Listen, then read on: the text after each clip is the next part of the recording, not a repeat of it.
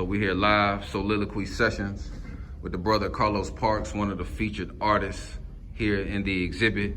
So we got this phenomenal piece here. Can you talk to us about it? Tell us this energy that you were creating from. This one I did in homage to women. It's just showing women in different cultures, different countries, society, but they were all strong women taking care of their kids. This picture right here probably was the most impactful. It shows a woman who's lost her leg and she's still taking care of her child. I capture a lot of different imagery from women holding up their families, being the backbone of their family. So that's what this was about. This is the symbol, the universal symbol of women. The earth represents women, Venus represents women, and the moon represents women. So it's all symbolic. And there's 7 pictures. I think, believe it or not, I actually called this painting, Where is God? And it won't be understood by many, but that was the name of this picture. Nah, that's interesting. What's been the impact of the strong women in your life that even influenced you to want to, show this love through your art? Of course, I was influenced by strong women, which is why I paint so many strong women. My mother being the strongest of them all. So, single mother. The story is very similar to a lot of young men in our society for some reason. But yeah, my mother was my mother looked kind of like this when I was young. So my mother was a very, very strong woman.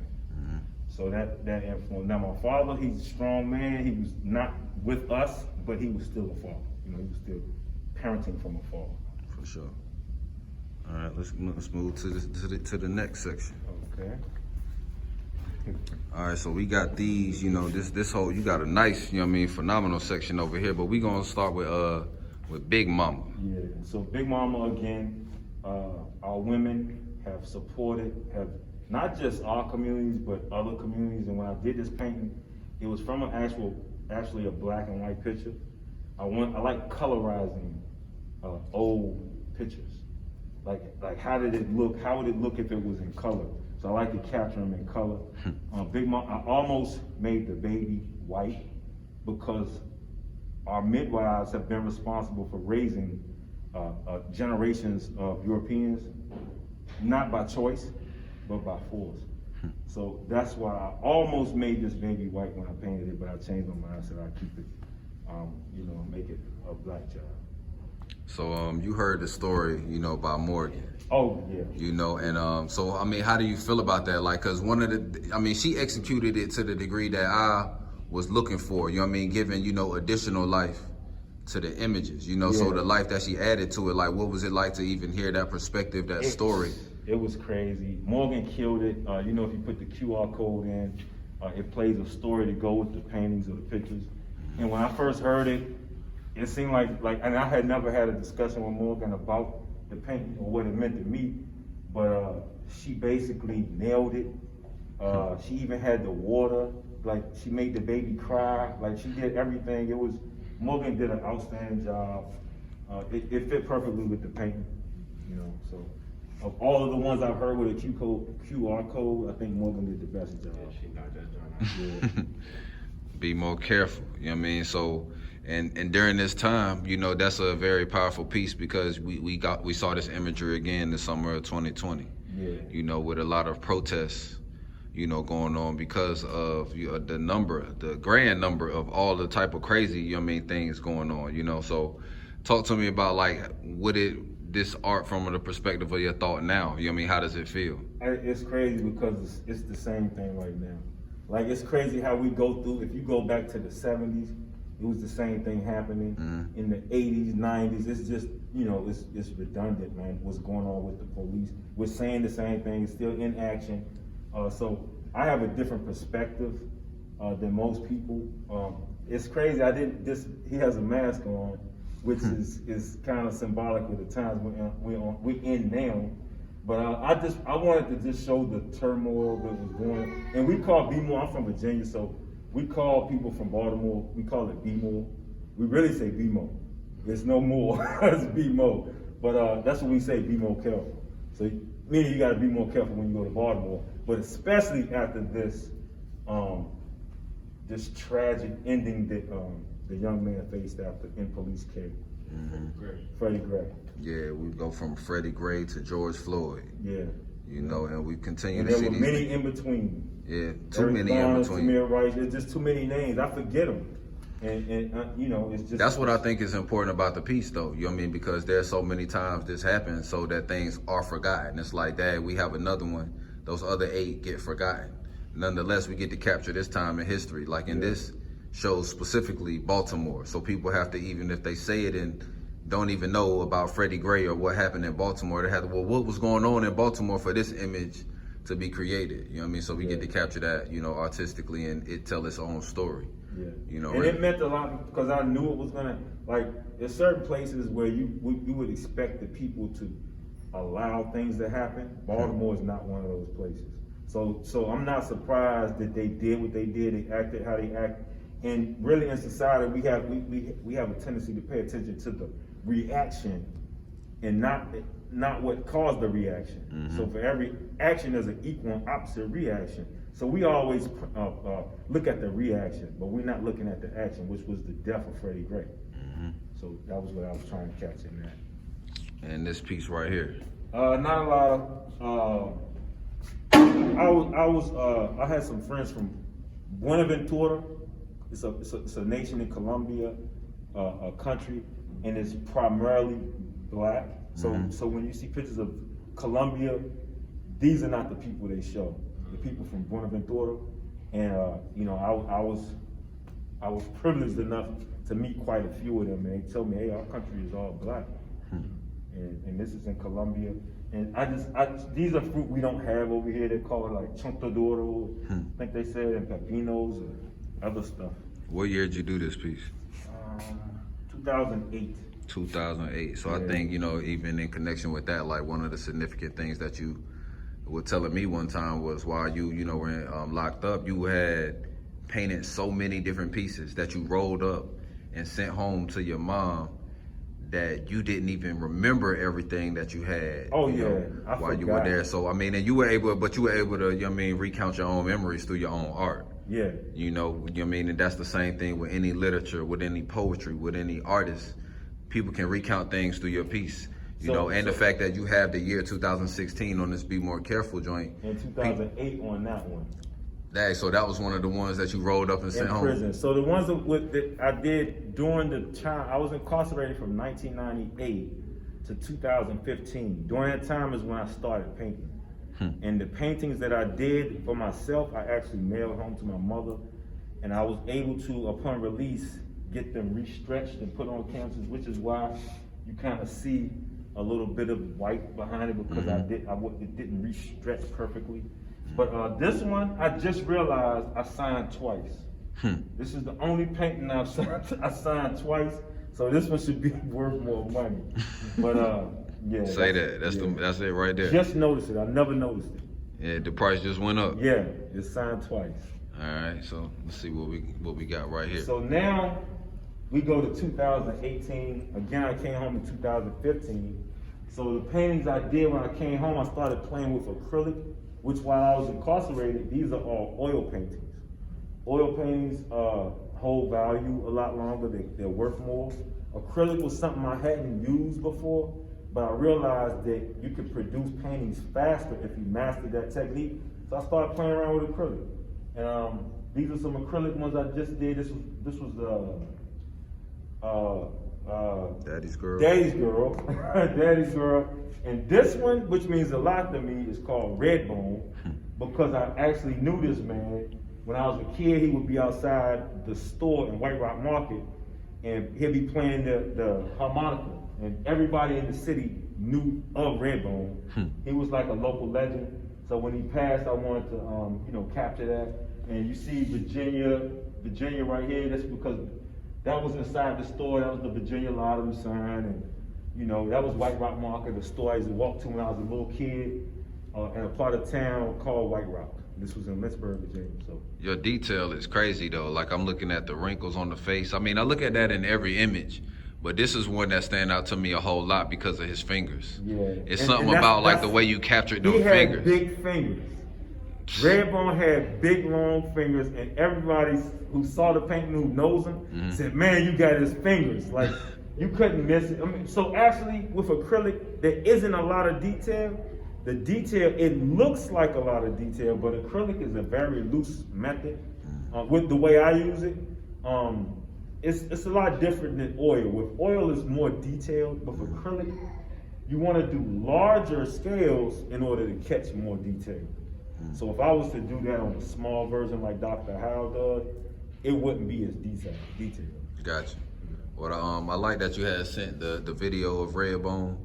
You know, him Oh playing. yeah. That was cool. And you know, for people to even be able to see it and further, you know, attach that to the image that they see there. You know, when people look at Daddy's Girl, you know, they can think of a number of different Daddy's Girl, whether they were a Daddy's Girl or they a daddy that has a girl. I have one, so that's why it meant a lot to me. I have a little girl; she's 3, and that's her. Like that's not her, but that's how she is. She cleaves to me like that. So that's why that was so significant. For sure. So we got over here, tender-headed. Tender-headed. This is because of my sister. I had a little sister, and that was a term I learned from my grandparents and my mother, my aunt. They always say, "Oh, she's tender-headed." She just didn't like to get her hair done. I don't know, and a lot of girls can they empathize with that with her situation. Man, it's a lot that came in here that's staying there, like they because having they remind flashbacks. them of themselves. Or whatever. Yeah. Dope. And that's another one I did while I was incarcerated. I did this in 2014.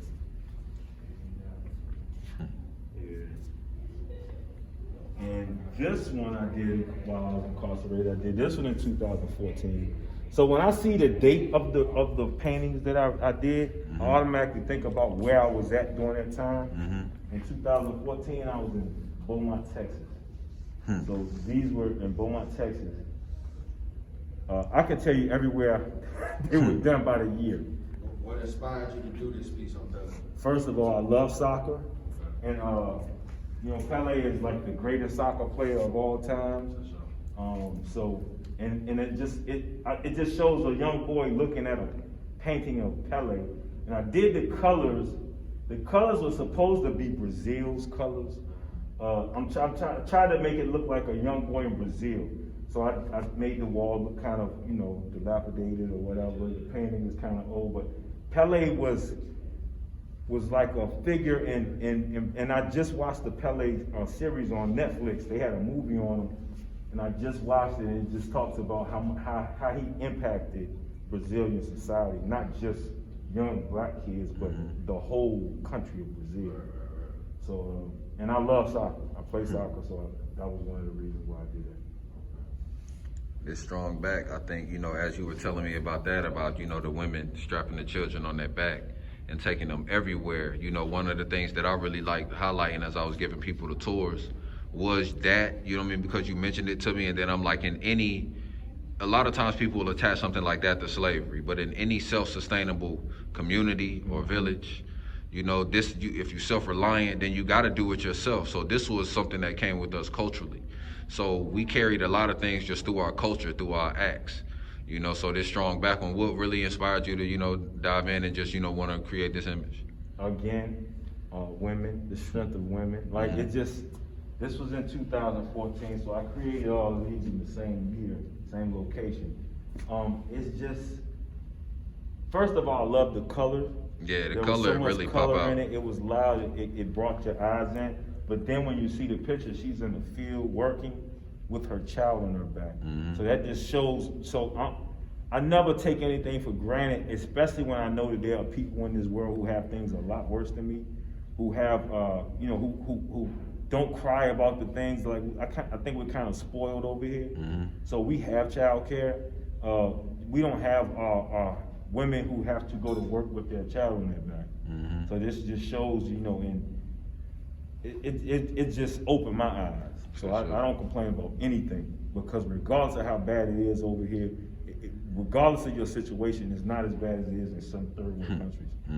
So that's why that's one of my favorite paintings. No doubt about it.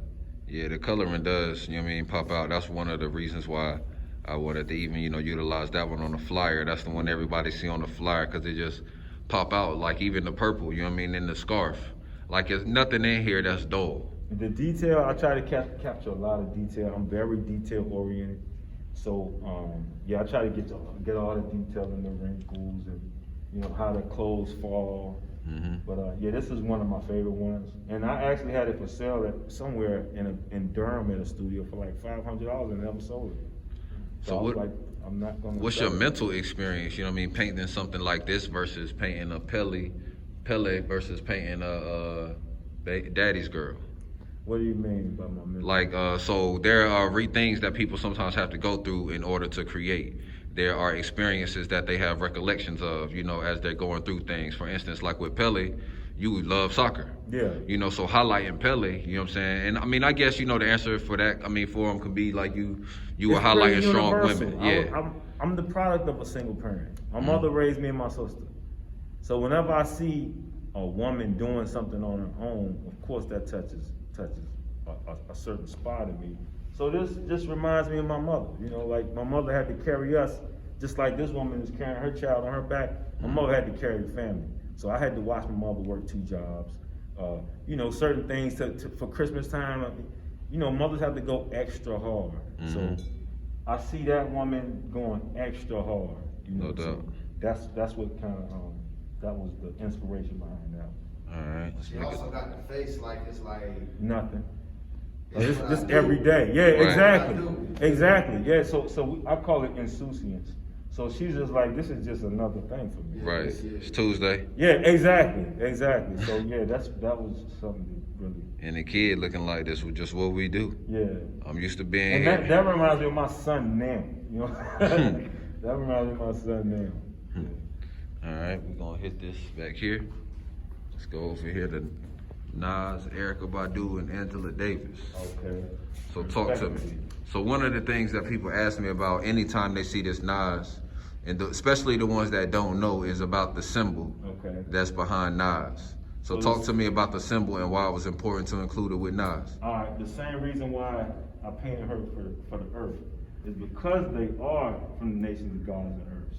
So the nation of gods and earths, the symbol is on their flag. She is a earth. She is a earth. She calls herself Mother Earth because she's the earth. She's from the nation of gods and earths, as is Nas, as is Rakim. But like you say, a lot of people don't know. A lot of people don't know who is, who isn't. So this symbol will attract the eye of certain people. Other people just gonna look at it as a symbol. Right. Same thing with Earth. Why is she painted blue? Is she Avatar? Like that, you know what I'm saying? But the reason why we call a woman the Earth is because she is symbolic to the Earth. Like the Earth, a woman, the Earth is covered 3/4 in water. 3/4 in water. So the women in this, the nation of gods and earths, they cover their bodies 3/4 in clothing. So they wear what they call a crown. They wear 3/4. They cover 3/4 of their bodies in clothing. It's, symbolic of the earth and symbolic of the moon. What was the importance of even capturing, Angela Davis, and at this stage of her life, there are a number of different images, but what was important to not only capture her, but capture her at this stage of life? Well, right now she's Dr. Angela Davis, and these paintings are before she received her doctorate, when she was one of the premier mouthpieces of the Black Panther Party. She was, symbolically, you see her throughout history related to the Black Panther Party. She has never disassociated herself. She's just continued to grow as a person. I would love to meet Dr. Angela Davis at some point, because we just came out of Black History Month, right? And I feel like society has always tried to push us towards who to big up or who to hold up in our community. They try to decide who our leaders are going to be.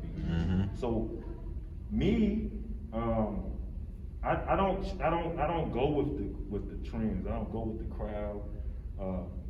I just felt like it's important to lift up the people that we feel like did the most. People who were willing to die for our culture and for our people. Those are the people I want to lift up. Those are the people I want to remember. So although Martin Luther King was important to progression and our growth as a people, so was Malcolm X. Mm-hmm. You know, so was Assata Shakur. Mm-hmm. You know, these are people who would die, well, not just die for you, but kill for you. Mm-hmm. So that's what I felt like society wanted us to forget about that part.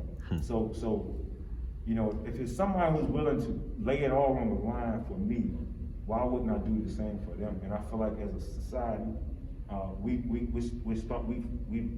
hidden them under, we swept them under the rug. We hide them. Those are the people we don't speak about. Mm-hmm. So in my art, I want to speak about those people we don't speak about, because art is about expression. Mm-hmm. This is the way I express myself. I want, if you don't look at my art and see that I'm a revolutionary, you're not looking at it. You know what I'm saying? I always paint revolutionaries, people who aren't as popular as they should be, you know, because I want them to be talked about. And of all of the figures I have ever painted, the one who influences my favorite is Harriet Tubman. I love Harriet Tubman. I love what she stood for. I love what she did for our people. But not just the things they talk about, you know. It's the things that Harriet Tubman went back into slavery to free people. While she was being, sought after by slave catchers. She risked her life, you know, and then she was willing to kill people who tried to turn back. That's huge, because those people could have been a detriment, or they will put everybody else's lives in danger because they were scared, because they hadn't been free mentally yet. So what was it that Harriet Tubman say? She freed thousands of people, and she would have freed more if she could have convinced them that they were a slave. So it was all, you know, a mental thing. Mm-hmm. So Harriet Tubman, and I painted this picture for Black History Month last year. Again, I wanted to speak on people who history has had they demonize our heroes, like Marcus Garvey. So I did it in this order because they came first. Harriet Tubman and Frederick Douglass were at the same time. Marcus Garvey is a result of their vigorous fight for our humanity.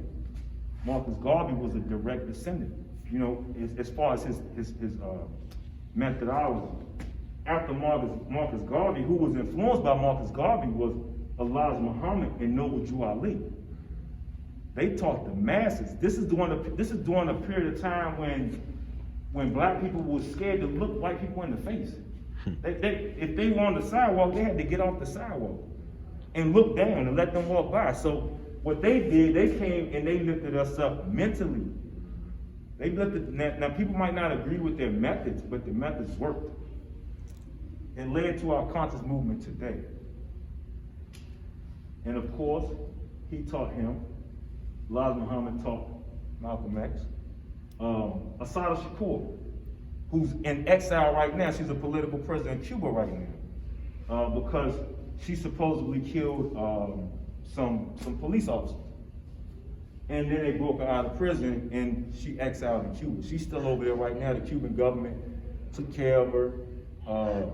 She's been there since her escape. So Assata Shakur, of course, was a Black Panther. I've said it before how I felt about our women, and it's even more so about how I feel about the Panthers. These people came after them.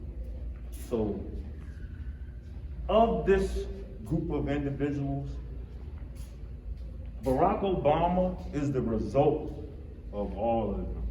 He is the culmination of their different ideas and their different, approaches towards liberating us mentally.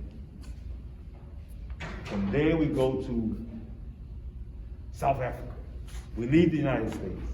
We leave the United States because we weren't the only ones struggling. We weren't the only ones being oppressed, because the same people who oppressed us and brought us here went into our homeland and colonized and oppressed them. That's where Steve Biko and Nelson Mandela come in. These were the revolutionaries of South Africa. They were the ones who came over there and tried, well, they didn't come, they were born in it. But they tried to free the minds and liberate their communities and their country long before we had liberators. When Noble Drew Ali came in 1910, I think, with the More Science Temple, and Elijah Muhammad, Marcus Garvey came before them. But they did the same thing for South Africa that these individuals did for the United States. And of course, we have more Panthers. We have H. Rap Brown over here, part of the Black Panther Party, and Huey P. Newton. More Black Panthers. Huey P. Newton, of course, was a sergeant at arms. These individuals brought these individuals. So these were our revolutionaries in music. Bob Marley was a revolutionary in reggae. His message was about love, peace and love, you know, but at the same time, he was influenced by his ancestors. Rakim, who was known also as the God MC, he's also a member of the Nation of Gods and Earths, and he started teaching in his lyrics. He didn't just rap, he taught. He was like KRS-One before KRS-One. He taught you about being civilized, about who you are as a people. So that's why Rakim is here, the God MC. Again, Black Panther Party. I want to show this picture because it came from a black and white depiction. I want to add color to the women, because the women made up 60% of the Black Panther Party. 60%. So like you said earlier, most people think that the Black Panther Party was all about Huey P. Newton, H. Rap Brown, Fred Hampton, or whoever the leaders were. But the women who you would assume took a solid position behind the men, no, they carried guns too. Mm-hmm. They were just as down as the men were.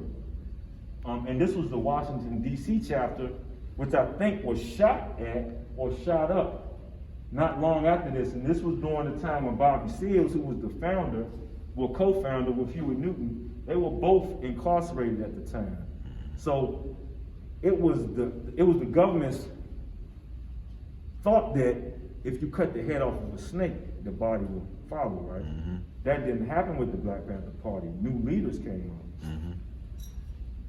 Now, another thing that I thought was important about you highlighting the DC chapter was, again, people always think of like California when they think of the Black Panther Party, but there were parties in Houston, Texas. Yeah.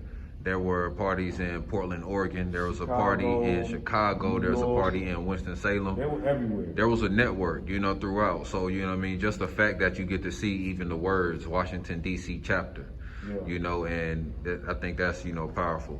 Another thing, again, was just, showing these women, and being able to add to the fact that it was 60%, women, that moved this, and that's in a lot of different cases, so being able to capture that, as a part of history and education.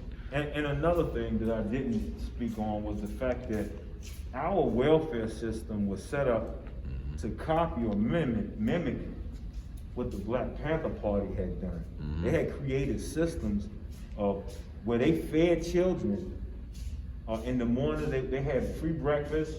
Yeah, they started that in 1969. They had their own schools. They had their own national anthem that spoke about being your blackness and being proud of being black. Mm-hmm. So the Black Panther Party did a whole lot, and they were targeted by our government. The leaders were assassinated, incarcerated, false charges were trumped up, and to this day, it hasn't been rectified. It hasn't been rectified. They did what they wanted to do by driving the Black Panther Party underground, but why would you want to do something for a positive group? They stood for armed resistance, which is the antithesis to what Martin Luther King stood for. Mm-hmm. He stood for peaceful resistance.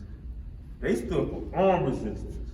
So I lean towards armed resistance because I know, like my mentor tells me, there's nothing in this world free. Everything you want, you gotta root for it. You gotta dig for it. And I got that from Joe Della. So anything you want, you gotta work for. Mm-hmm. Nothing is gonna be given to you. So begging and asking for somebody to give you something when you can just force them or demand it I would prefer the latter, because I know after I get it, I got it. Mhm. If somebody give you something, they can always take it back. You see, that's the difference. But you know, the ideals of the Black Panther Party, they tried to bury. J. Edgar Hoover, he felt threatened by the Black Panther Party. He assassinated members, certain chapters. They just did what they want to do, and there was no pushback. No consequences. Yeah, this was during a time when they could do what they want to do and justify it. Yeah. No doubt. Let me see what we got perspectives right here. Yeah. So this is the last two, I think. Yeah. So perspectives I did when I was in Durham. When I came home, I was a personal trainer. Didn't have a car, so I was forced to use public transportation for a while in Durham. And I always sat at the very back of the bus with my back against the bus because I was fresh out. And we were used to watching our backs in there. So I always put my back to the wall. And in the back of the bus, this is what I saw. I took a picture of it. And it meant a lot to me because everything meant a lot to me. I was free after 17 years. I had a 30-year sentence.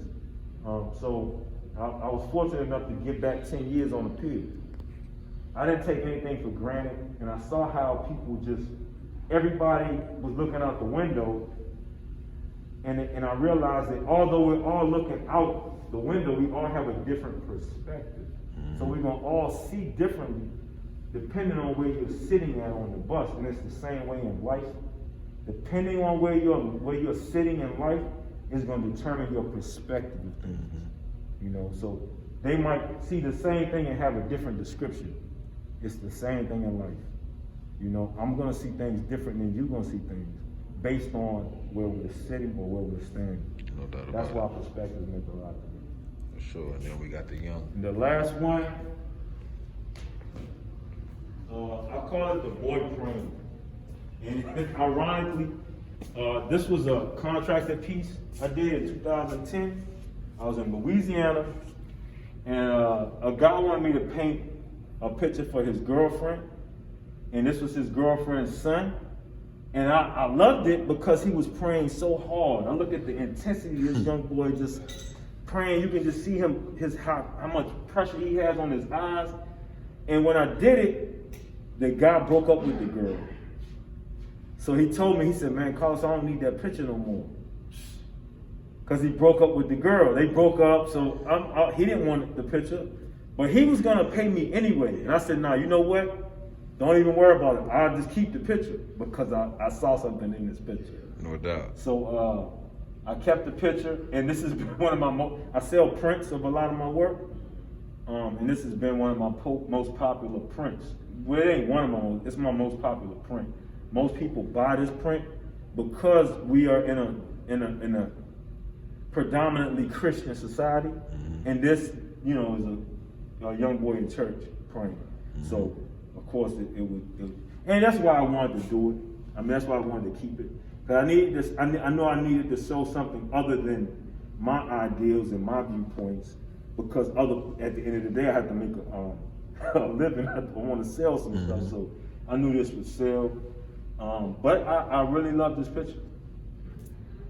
So you've been a part of this Soliloquies experience. I definitely appreciate you. What are some of your takeaways, you know, from this Soliloquies experience? I love it. I might have to bite some of your ideas. I have a showing in New York coming up, and I like the Q codes.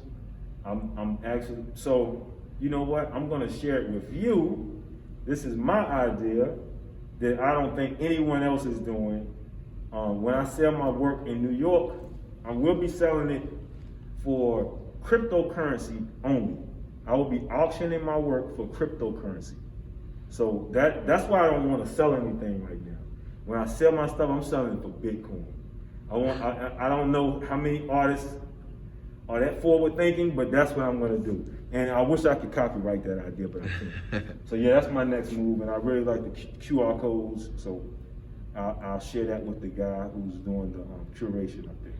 Why do you think it was important to contribute, you know, the pieces, you know, in connection with all of these other pieces. I mean, beyond the fact that we about to, you know, tell some history of underground legends, there's so many different things that I see, because there's a special out now about black curators, you know, and about black artists, you know, and then Jacob Lawrence was a black artist that influenced me. And one of the things that, you know, I had an opportunity to see, you know, while I was in here giving people tours is, man, who did that piece?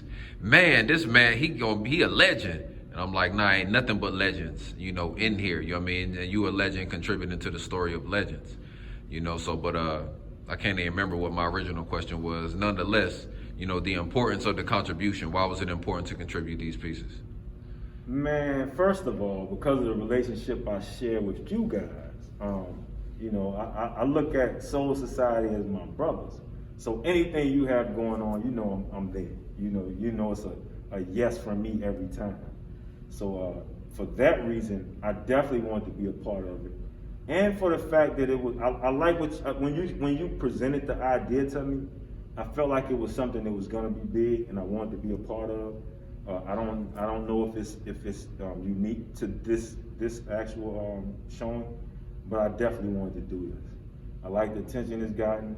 I not originally from Greensboro, but I know the history of Greensboro, and I wanted to capture some things. I wanted to do some paintings about the Greensboro fort, but I felt like what was more important was the Greensboro massacre, and again, swept under the rug. They don't want to talk about that in our history. They want to talk about the stand we took, but they don't want to talk about what they did. You know, and a lot of people don't know about the Greensboro massacre, and I wanted to do a depiction of the actual massacre to open some eyes. For sure. But like you said in your walkthrough, art is a form of communication. I'm a communicator. I'm a speaker. So that's not my favorite form of communicating is through my art. It's all telling stories. Whereas when I'm speaking, it's more direct.